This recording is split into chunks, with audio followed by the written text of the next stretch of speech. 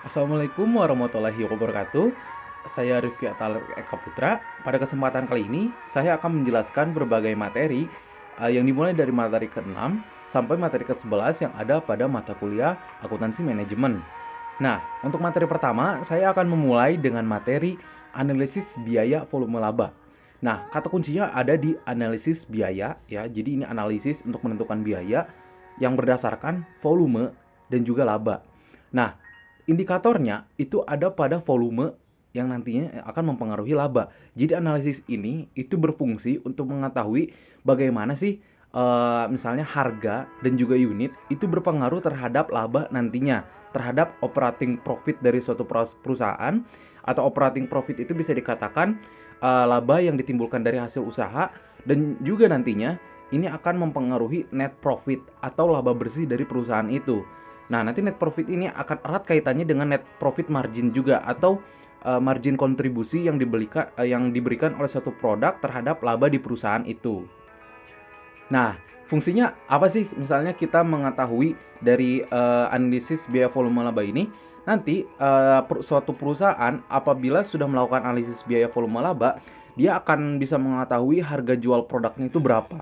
Nah, nanti kalau misalnya sudah mengetahui harga jual produknya, dia akan mengetahui BEP atau titik impas, atau istilahnya suatu keadaan di mana perusahaan itu bisa balik modal.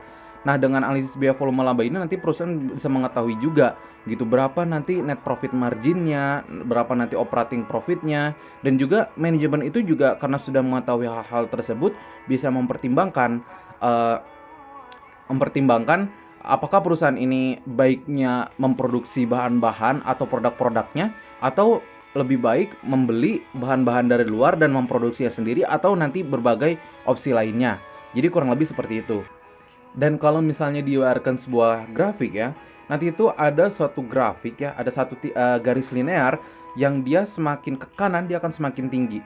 Nah, yang semakin tinggi ke kanan ini ya, semakin ke kanan semakin tinggi itu adalah variable cost, dan juga bisa dikatakan total revenue ya. Karena semakin ke kanan unitnya semakin tinggi, maka harganya pun atau nilainya pun akan semakin tinggi. Nah, adapun yang ke kanan garisnya tetap, itu bisa diibaratkan sebagai fixed cost, karena semakin banyak produk yang dibuat ya beban yang dibutuhkan juga segitu-segitu aja gitu. Nah, selanjutnya materi kedua ya ini mengenai penyusunan anggaran dan pengendalian. Nah, kalau misalnya saya ibaratkannya secara sederhana, jadi anggaran ini tuh adalah sebuah kalkulasi ya, atau merupakan sebuah ekspresi kuantitatif untuk menerjemahkan setiap teknis ataupun aksi-aksi yang harus dilakukan perusahaan untuk mencapai tujuannya. Jadi misalnya perusahaan itu perusahaan manufaktur, dia akan menetapkan anggaran untuk setiap komponen atau divisi yang ada di perusahaannya itu supaya bisa bekerja. Jadi sehingga si setiap divisinya ini akan bergerak berdasarkan anggaran yang sudah ditetapkan. Nah, adapun anggaran itu juga bisa berfungsi sebagai pengendali. Jadi pengendali ini adalah sebuah acuan supaya nantinya setiap divisi ini atau komponen perusahaan ini tidak menyimpang. Nah, adapun keterkaitan nih, misalnya keterkaitan antara perencanaan dan juga berbagai komponen di bawahnya, yaitu seperti ini. Pertama, suatu perusahaan itu pasti akan mempunyai rencana strategis ya, rencana jangka panjang. Nah, nanti rencana jangka panjang ini akan turun ke bawah menjadi ada tujuan jangka panjang. Misalnya tujuan jangka panjang itu mencapai untuk itu menguasai pangsa pasar sekian. Lalu akan turun lagi menjadi tujuan jangka pendek. Supaya bisa menguasai pangsa pasar sekian, apa yang harus ditargetkan? Ternyata targetnya adalah ekspansi ke beberapa daerah dalam waktu 2 bulan. Nah, nanti setelah mengetahui tujuan jangka pendeknya akan disusun anggarannya. Misalnya untuk membuka 10 cabang di berbagai daerah sekitar, itu memerlukan berapa anggarannya. Nah, nanti setelah ditentukan anggarannya berapa, akan ditentukan divisi mana saja yang akan terlibat. Nah, divisi ini nantinya yang akan bergerak berdasarkan anggaran itu. Nah, lalu anggaran apa yang harus disusun perusahaan? sebenarnya ada dua sederhananya, yaitu anggaran operasional dan juga anggaran keuangan. Anggaran operasional ini untuk pelaksanaan teknis ya di lapangannya seperti apa yang berkaitan dengan komponen atau divisi-divisi perusahaan itu. Dan anggaran yang kedua itu anggaran keuangan. Anggaran keuangan ini biasanya berfungsi untuk pendanaan. Jadi sebuah perusahaan itu harus mempunyai istilahnya cash untuk liquidity gitu, untuk menjaga-jaga apabila terjadi sesuatu di perusahaan tersebut. Nah, penyusunan anggaran ini juga ada beberapa pendekatan. Nah, yang saya pahami adalah pendekatan tradisional, yaitu pendekatan melalui anggaran yang sudah disusun tahun sebelumnya. Yang kedua, anggaran yang disusun selalu disusun.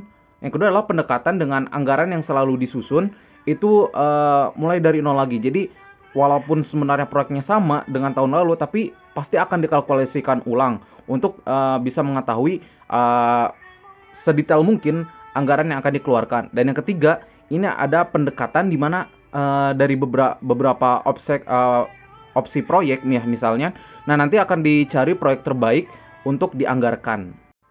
Nah, untuk materi ketiga, ini ada tentang biaya standar dan analisis varian.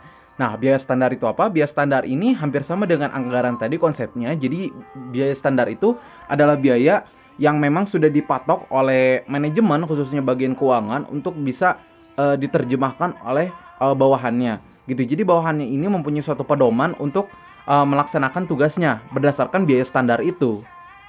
Dan yang kedua, ini ada analisis varian. Jadi analisis varian ini adalah suatu cara yang unik untuk melihat selisih dari, misalnya nanti ada penyimpangan ya dari suatu biaya di suatu perusahaan yang tadinya mungkin dalam biaya standar sudah dianggarkan 100, tapi ternyata aslinya itu 120. Nah, maka analisis varian ini akan berfungsi untuk mencari tahu apa penyebab dari timbulnya defisit tersebut gitu. Nah, fungsi dari biaya standar ini tuh apa sih? Jadi yang pertama itu pastinya untuk mengendalikan si biaya itu, karena banyak sekali faktor eksternal ya di luar dari kendali perusahaan itu yang akan sangat berpengaruh terhadap naik atau turunnya biaya yang akan dikeluarkan. Faktor-faktor eksternal itu seperti faktor kebijakan, faktor politik, faktor ekonomi, faktor bisnis juga gitu ya dari kompetitor dan lain-lain. Nah, yang kedua yaitu agar supaya memberikan pedoman nih kepada para manajemennya. Jadi manajemennya itu tahu supaya menentukan suatu keputusan berdasarkan apa. Nah, tentunya akan berdasarkan biaya standar ini gitu. Nah, selanjutnya ini ada analisis varian harga, yaitu kalau yang sudah dijelaskan itu hanya ada pada tenaga penjualan dan juga bahan baku. Nah, ini nanti akan lihat nih naik turunnya bahan baku dan tarif tenaga kerja langsung itu akan berpengaruh bagaimana sih terhadap biaya standar perusahaan, karena hal tersebut itu sangat variabel sekali, jadi sangat bisa naik turun gitu. Dan kemudian nanti juga varian ini akan bisa mengetahui berapa volume penjualan dan berapa volume produksi, karena di anggaran nanti akan sudah ditentukan, misalnya volume penjualannya diperkirakan berapa dan volume produksinya ini nanti berapa. Kalau misalnya nanti tidak sesuai, maka varian ini bisa mengetahui kenapa itu tidak sesuai gitu. Nah, selanjutnya mengenai materi keempat. Materi keempat ini namanya adalah just in time, cost of quality, dan juga target costing. Nah, materi ini merupakan materi yang menurut saya sangat cukup detail ya, dan cukup praktis sekali, karena ini benar-benar menggambarkan keadaan realita.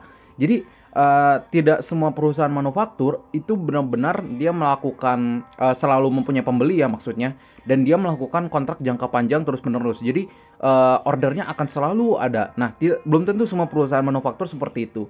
Nah, ini dijelaskan dalam konsep just in time. Jadi bahwa ada beberapa manufaktur yang memproduksi hanya pada satu waktu tertentu. Nah, jadi dalam materi ini akan dijelaskan bagaimana biaya-biaya gitu ya, biaya-biaya just in time atau by order ya, by order dari suatu perusahaan manufaktur itu akan berjalan. Nah, yang kedua ada cost of quality. Cost of quality ini maksudnya adalah jadi untuk memproduksi suatu barang yang berkualitas gitu, ada berapa biaya yang perlu dikeluarkan. Nah, jadi cost of quality ini sangat menggambarkan bagaimana misalnya apabila suatu laptop yang berkualitas, apabila dia terjadi cacat, maka berapa biaya yang akan dianggarkan, dan lalu misalnya untuk mencapai kualitas tertentu yang misalnya diminta oleh kliennya, maka itu perlu berapa biayanya, sehingga nanti manajemen itu bisa tahu, oh ini margin kontribusi untuk kualitas sekian, dan kualitas sekian. Nah, yang terakhir ini adalah target costing. Target costing ini maksudnya adalah berapa nih pembiayaan yang harus ditargetkan suatu perusahaan untuk mencapai keadaan tertentu. Jadi misalnya untuk memproduksi 100 kilogram, maka perusahaan ini harus menargetkan berapa sih biaya maksimal untuk memproduksi 100 kilogram tersebut. Seperti itu. Nah, untuk materi selanjutnya, ini ada akuntansi pertanggungjawaban dan evaluasi kinerja. Oke, jadi sederhananya akuntansi pertanggungjawaban itu adalah sebuah akuntansi yang menilai bagaimana hasil kinerja dari suatu manajemen itu berdasarkan dari apa-apa yang telah dianggarkan dan dikerjakan oleh satu direksi tertentu. Nah, untuk menilai suatu pertanggungjawaban dari perusahaan itu, maka diukurnya akan melalui laporan kinerja keuangannya. Nah, dari laporan kinerja keuangan ini nanti akan dilihat apakah ada EVA atau Economic Value Added. Jadi apakah ada nilai tambah ekonomis yang telah diciptakan oleh si direksi ini mengenai apa-apa dari anggaran yang telah mereka lakukan gitu sebelumnya.